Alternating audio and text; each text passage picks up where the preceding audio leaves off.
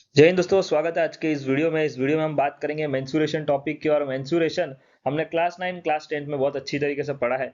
तो एक revision lecture हो जाएगा और कहीं ना कहीं एक आपका ब्रशन अप हो जाएगा कि क्या क्या चीजें उसमें थी, क्या नहीं थी। सारी चीजें रिवाइज हो जाएगी इस पर्टिकुलर वीडियो में। तो जैसे कि आपको पता है वीडियो शुरू कैसे करते हैं, हम पहले जाते हैं चेक करते हैं कि इस पर्टिकुलर टॉपिक के रिलेटेड थियरी क्या है, थियरी को समझते हैं और फिर जाते हैं हम एमसीक्यूज की तरफ। तो उसी तरीके से आज का भी सेशन रहने वाला है। तो जानते हैं मेंसुरेशन क्या है। Mensuration is the branch of mathematics that deals with the measurement of geometric shapes and properties such as length, area, perimeter and volume.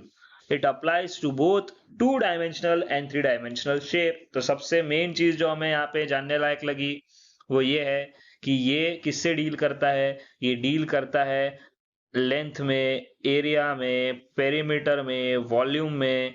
चाहे वो 2D हो या फिर 3D हो, फर्क नहीं पड़ता है, दोनों ही केसेस में ये काम करता है। उसके बाद क्या है, तो देख सकते हैं अपन मेंसुरेशन इज एसेंशियल टूल। बहुत ज्यादा इंपॉर्टेंट टॉपिक हो जाता है ये इन फील्ड्स। कौन से फील्ड्स में, इंजीनियरिंग की बात करें, आर्किटेक्चर की बात करें, कंस्ट्रक्शन की बात करें या फिर साइंस की बात करें, चारों ही फील्ड्स में मेंसुरेशन सबसे इंपॉर्टेंट टॉपिक हो जाता है। और वो भी क्यों ना, बिकॉज ये डील करता है शेप्स से। और शेप्स कहीं ना कहीं हमें हर जगह इन पर्टिकुलर लाइंस जो ऊपर बोली गई है सब में हमें जरूरत पड़ती है। It is used to calculate the amount of materials needed to build the structure, the volume of container or the surface area of the object. Here are some of the important concepts in mensuration. तो सबसे पहली चीज important concepts की ओर बढ़ते हैं। important concepts में जो पहली चीज है वो है एरिया। एरिया कैसे फाइंड करते हैं, एरिया होता क्या है। एरिया मतलब क्या, कि कितना स्पेस ऑक्यूपाई किया गया है बाय अ फ्लैट शेप। कितना space, space occupied the main keyword, उसी को हम कहेंगे एरिया। एरिया किस में मेजर होता है, स्क्वायर यूनिट्स में मेजर हो सकता है, स्क्वायर सेंटीमीटर में हो सकता है, स्क्वायर मीटर में भी हो सकता है। तो ये कुछ यूनिट्स है जिसमें एरिया का मेजरमेंट किया जाता है।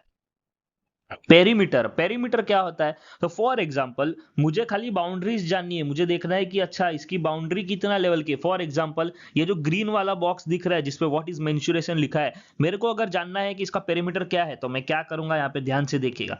मैं जाऊंगा यहाँ पे, इस पर्टिकुलर यहाँ से लेकर के ये बॉर्डर, पूरा बॉर्डर का जो लेंथ है इसको मैं ऐड कर दूंगा। इधर से इधर कितना, इधर से इधर कितना, इधर से इधर कितना और इधर से इधर कितना। जब ये चारों को मैं ऐड कर देता हूं तो मुझे कहीं ना कहीं मिलेगा मेरा क्या, पेरीमीटर। पेरीमीटर, इसी को अपन कहते हैं as perimeter. Total length of boundaries of close shape measured in linear units such as centimetre या मीटर। तो square, centimetre square, metre square ऐसा नहीं, इधर खाली सेंटीमीटर या मीटर में ही काम हो जाता है। वॉल्यूम क्या है, कितनी पर्टिकुलर जगह एक 3D शेप ने ऑक्यूपाई की है। वो कौन सा था, एरिया। एरिया की जब अपने बात की थी, एरिया क्या था, एरिया था फ्लैट शेप। क्या था, फ्लैट शेप। और यहाँ पे वॉल्यूम की जब अपन बात कर रहे हैं, तो वॉल्यूम क्या है, वॉल्यूम है अपना 3D शेप। दोनों में फर्क समझा क्या, दोनों ही क्या थे, स्पेस ऑक्यूपाइड।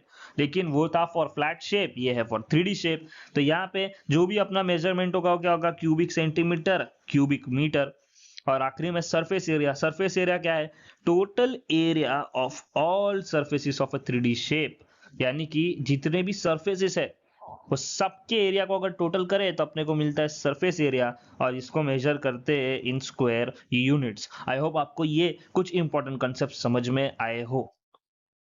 बढ़ते हैं नेक्स्ट चीज की ओर। नेक्स्ट है अपना क्वेश्चन स्टार्ट हो जाते हैं। पहला चीज है find the area of square with side length 5 centimetre. Square का एरिया क्या होता है अपने को सबको पता है।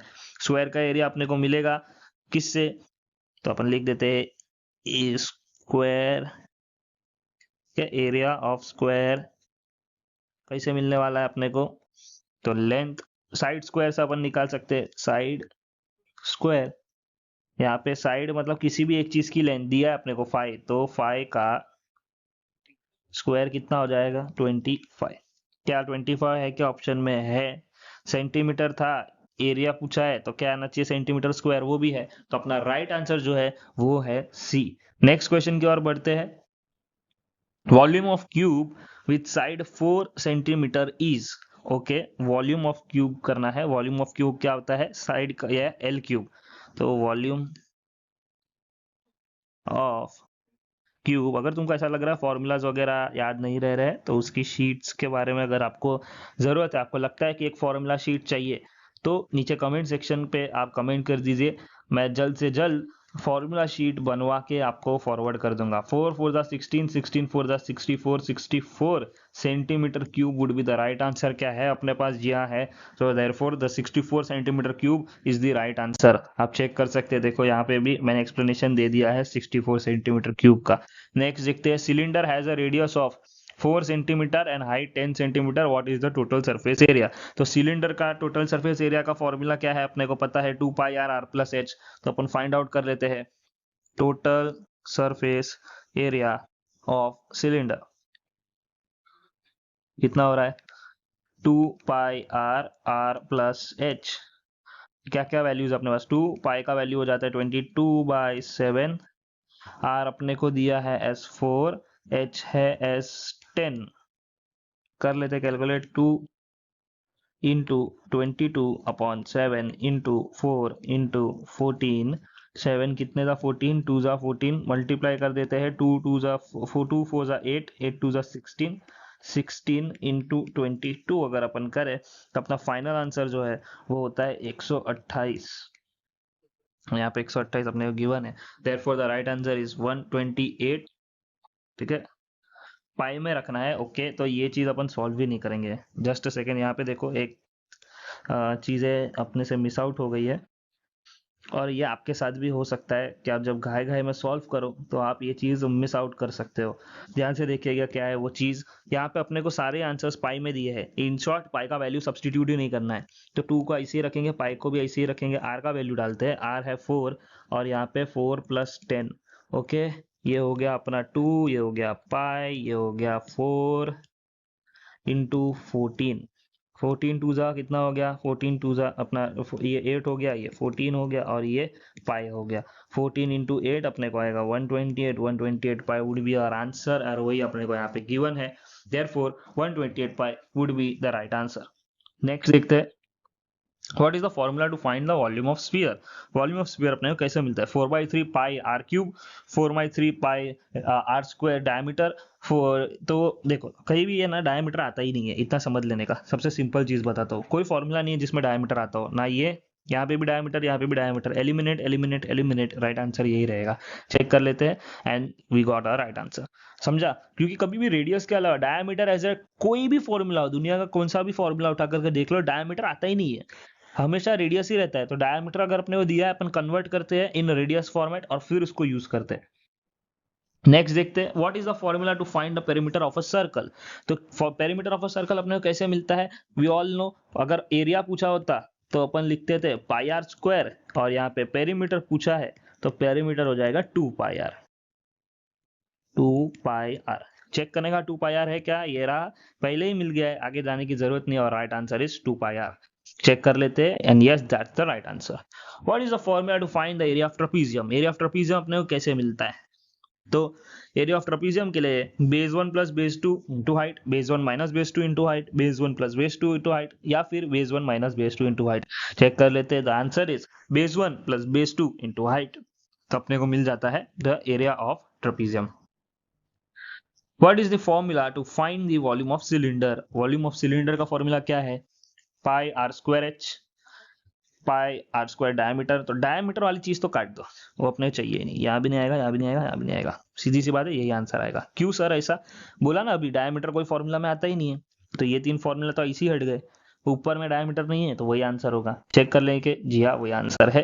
नेक्स्ट देखते हैं, what is the formula to find the area of circle. Area of circle अब भी डिस्कस किया, क्या होता है पाई आर स्क्वायर। चेक करते हैं, पाई रेडियस रेडियस, तो कितना हो गया ये पाई आर स्क्वायर, यही अपना आंसर, therefore this is the right answer. Next देखते हैं, what is the formula to find the perimeter of rectangle. Perimeter of rectangle कैसा मिलता है अपने को, 2l + b, 2l + b। तो यहाँ पे देखते हैं 2l + b के फॉर्म में कुछ दिया है, नहीं दिया है, ठीक है, तो इसको फिर अपन सेपरेट कर देते, तो ये क्या हो जाएगा 2 लेंथ + 2 ब्रेथ। तो 2 लेंथ + 2 ब्रेथ वाला कुछ है क्या अपने पास, हाँ ये रहा, ये एक हो रहा है, ये हो रहा है, ये है, ये हो रहा है। तो अपना लेंथ और विड्थ ब्रेथ मतलब वही हो गया, तो first would be our right answer. देख सकते हो, 2 लेंथ 2 विड्थ। तो अपन ने ब्रेथ पढ़ा है, but breadth and width are same. तो कभी अगर एग्जाम में विड्थ आ गया तो कंफ्यूज नहीं होना है, विड्थ और ब्रेथ दोनों ही सेम है, तो टेंशन लेने का नहीं।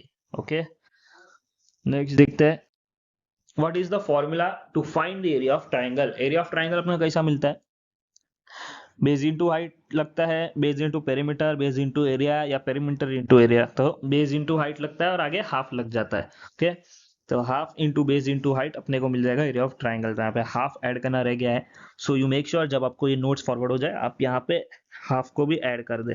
ठीक है, ये फॉर्मूला हो जाएगा half into base into height. Okay, next, what is the formula to find the circumference of a circle. Circumference formula find करने के लिए क्या होता है, तो सर्कमफरेंस और पेरीमीटर ये एक ही चीज हो जाती है, और इसके लिए अपने पास फॉर्मूला होना चाहिए क्या, तो half pi into diameter. Next देखते हैं, what is the formula to find the area of rectangle. Area of rectangle क्या होता है, लेंथ इनटू ब्रेड्थ। तो length into width would be our right answer. अभी सीखा कि विड्थ और ब्रेड्थ में कोई फर्क नहीं है, दोनों सेम है, तो A would be our right answer. तो यहाँ पे होते हैं हमारे आज के क्वेश्चंस ओवर, और इसी हिसाब से आपको करना है खाली एक चीज, वो है रिवाइज एंड रिपीट। रिपीट करते रहो टॉपिक को और रिवाइज करते रहो, इंडिस्पेंसिबल है, रिपीट करते रहो, रिवाइज करते रहो, रिपीट करते रहो, रिवाइज करते रहो, ये करते ही रहना है, इसका कोई भी तोड़ नहीं है, ये आपको कंटिन्यूअसली करते ही रहना है, रिपीट रिवाइज, रिवाइज रिपीट, ये करते रहो।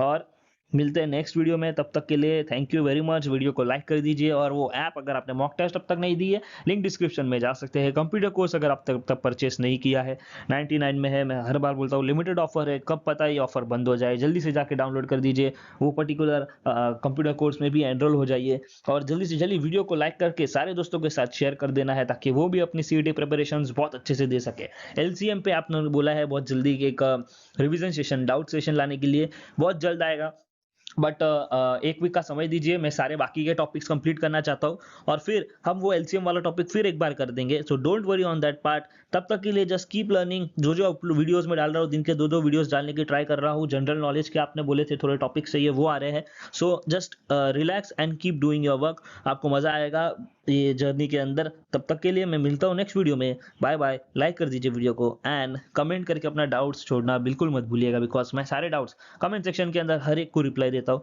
तो कमेंट सेक्शन आप ही लोग के लिए है, डाउट्स पूछिए and get your doubts answered.